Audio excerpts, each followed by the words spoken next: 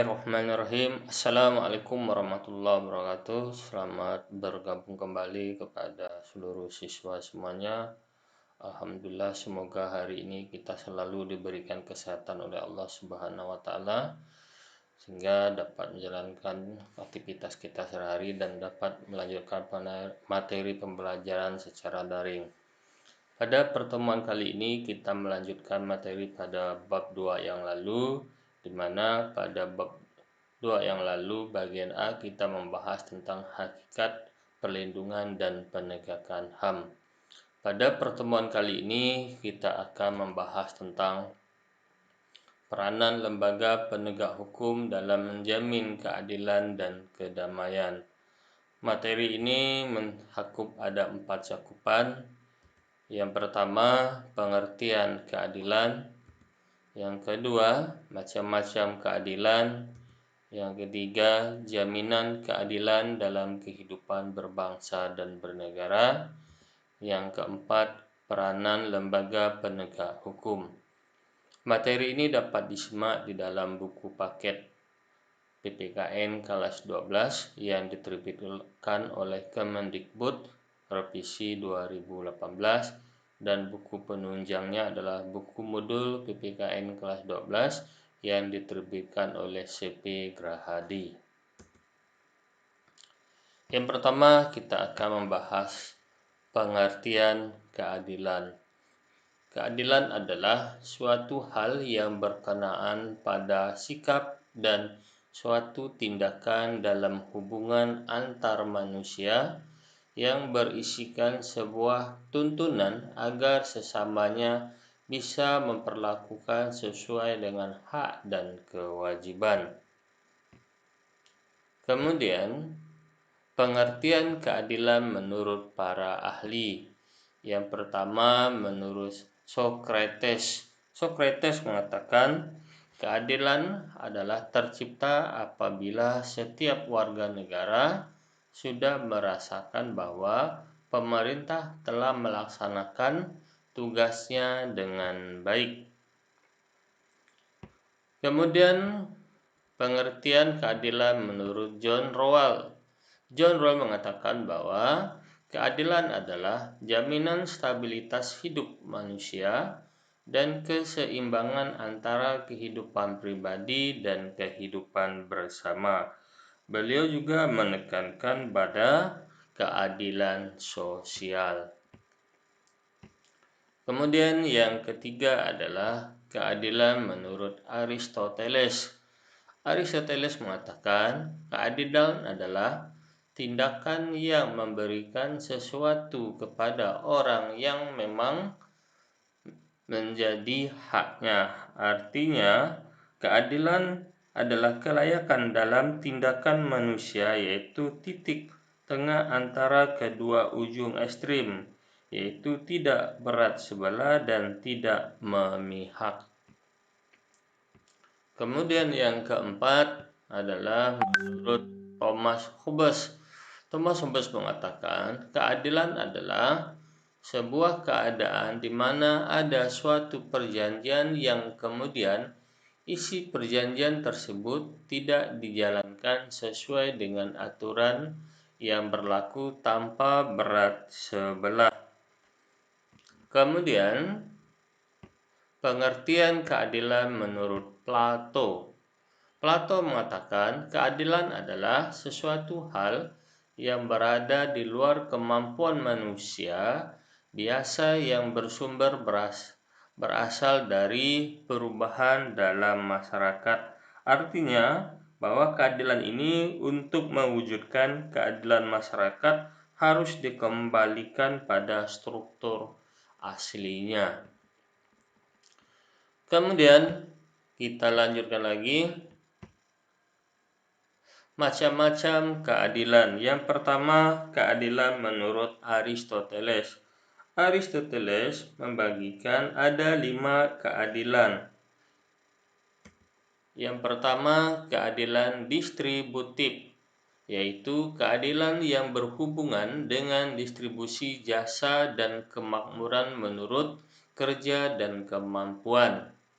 Kemudian keadilan komunitatif, yaitu keadilan yang berhubungan dengan prinsip persamaan hak dan kewajiban yang diterima oleh setiap orang tanpa melihat jasa-jasa perorangan.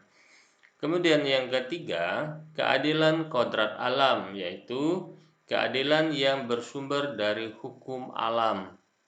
Kemudian yang keempat, keadilan konvensional yaitu keadilan yang mengikat warga negara karena melalui kekuasaan khusus.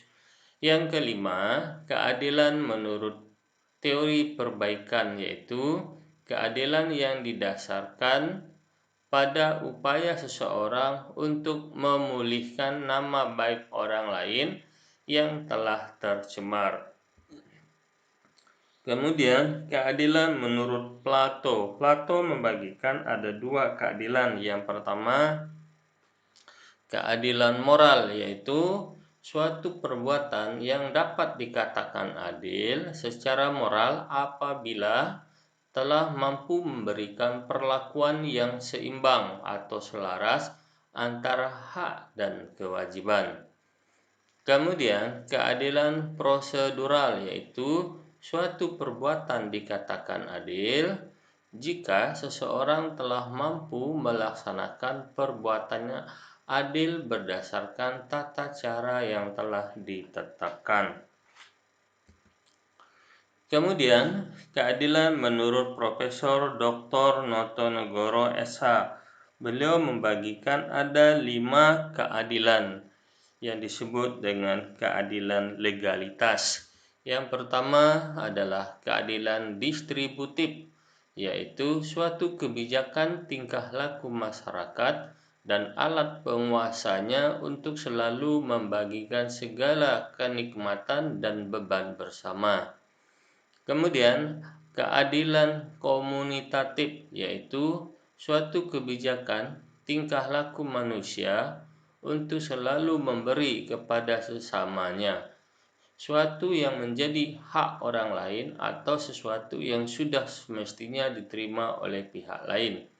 Kemudian keadilan kodrat alam, yaitu suatu kebijakan tingkah laku manusia di dalam hubungan dengan masyarakat untuk senantiasa memberikan dan melaksanakan segala sesuatu yang menunjukkan kemakmuran dan kesejahteraan bersama sebagai tujuan akhir dari masyarakat atau negara.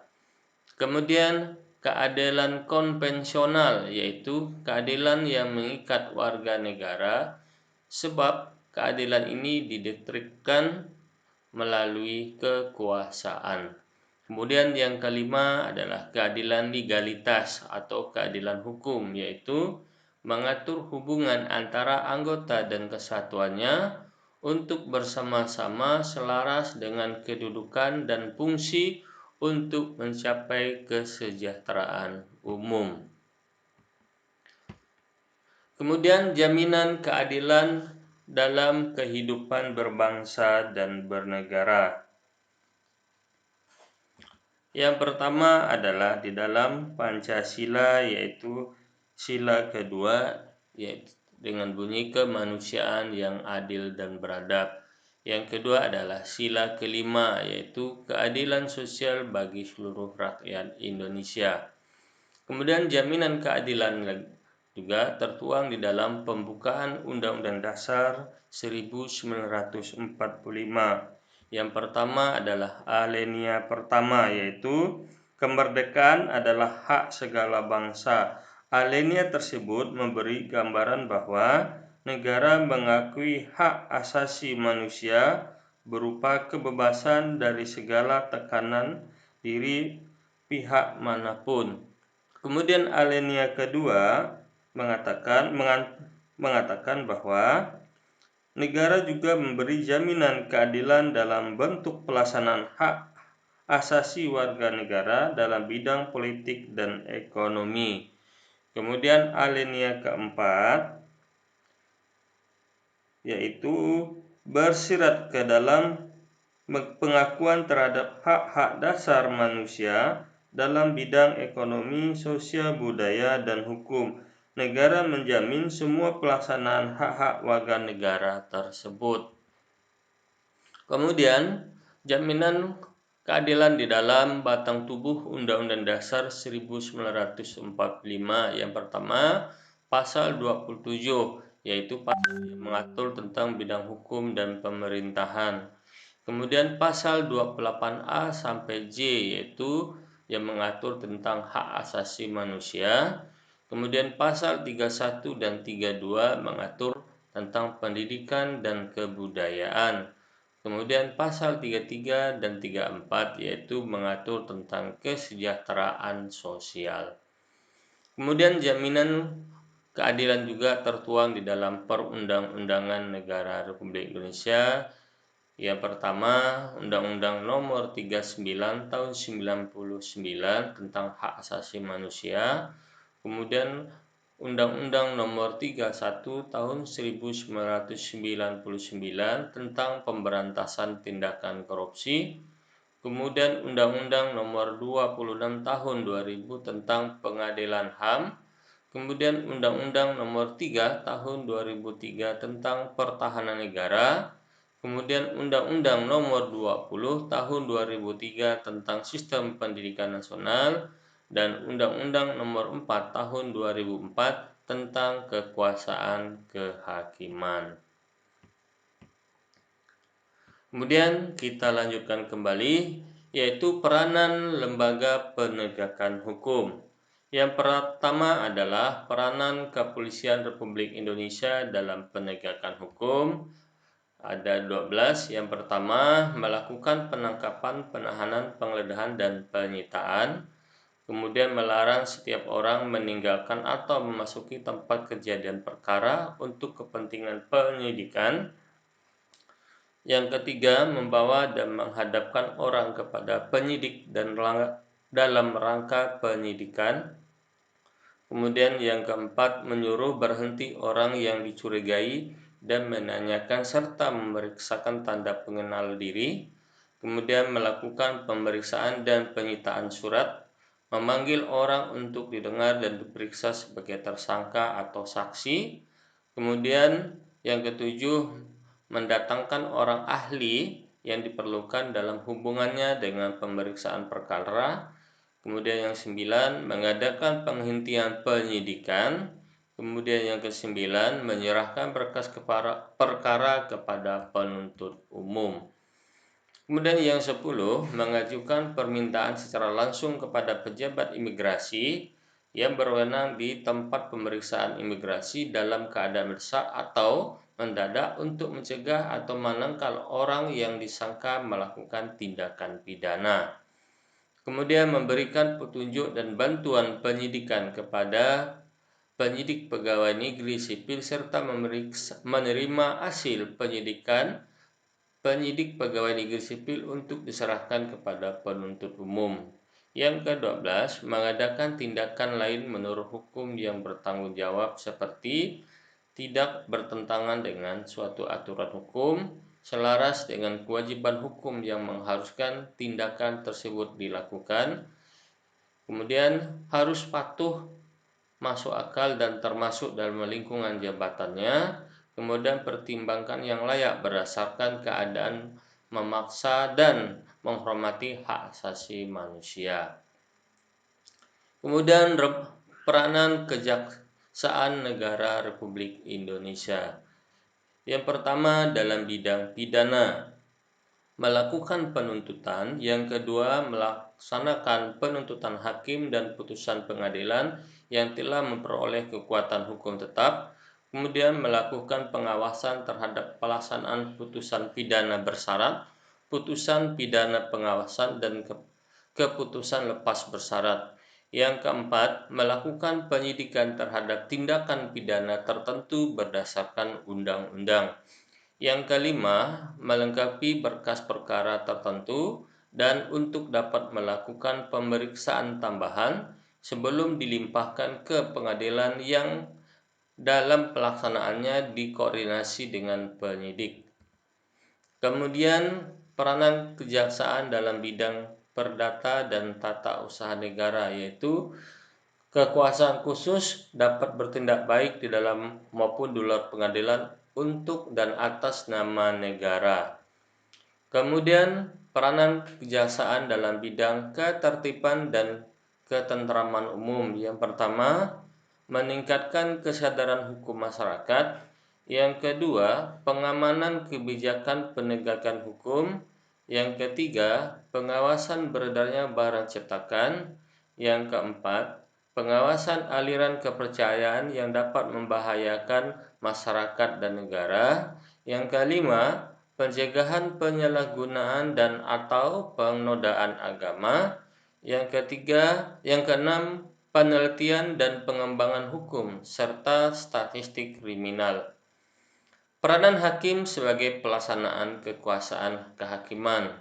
Yang pertama, hakim adalah pejabat peradilan negara yang diberikan wewenang oleh negara untuk mengadili. Yang kedua, mengadili merupakan serangkaian tindakan hakim untuk menerima, memeriksa, dan memutuskan perkara hukum berdasarkan asas bebas, jujur, dan tidak memihak di sebuah sidang pengadilan berdasarkan ketentuan perundang-undangan.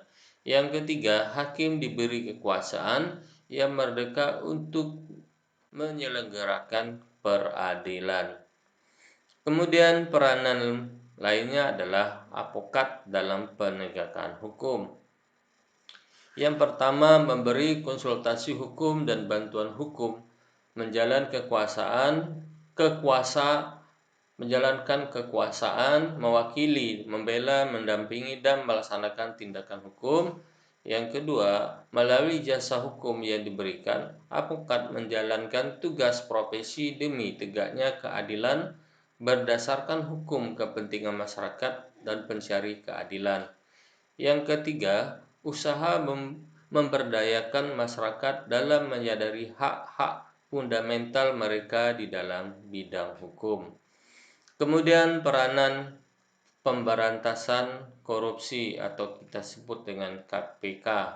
Yang pertama, tugas KPK adalah melakukan koordinasi dengan instansi yang berwenang, melakukan pemberantasan tindakan pidana korupsi. Yang kedua, supervisi terhadap instansi yang berwenang melakukan pemberantasan tindakan pidana korupsi.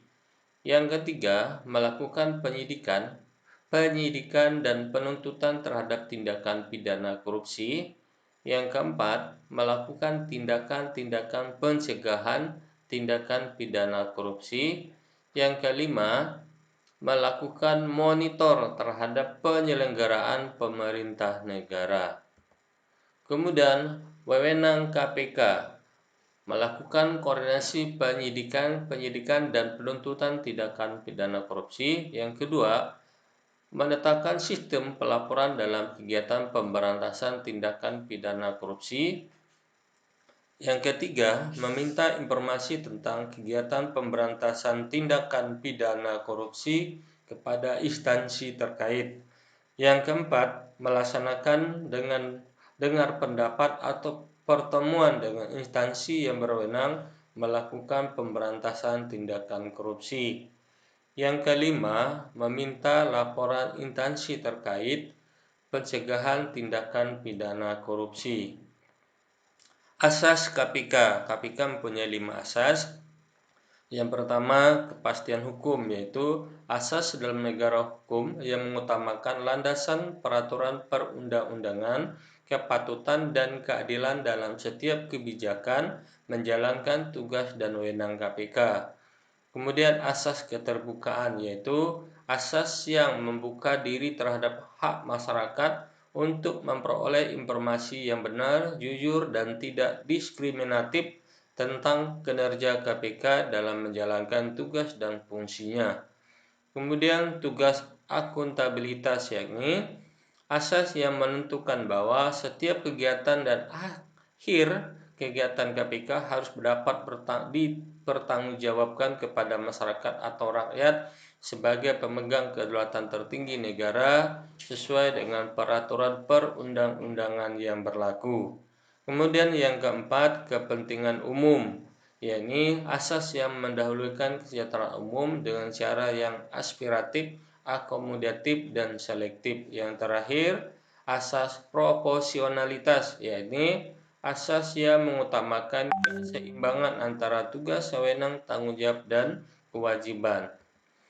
Demikianlah pertemuan kita hari ini. Semoga materi ini bermanfaat untuk saya pribadi dan untuk Anda semuanya. Dengan mengucapkan alhamdulillah, kami akhiri materi ini. Assalamualaikum warahmatullahi wabarakatuh.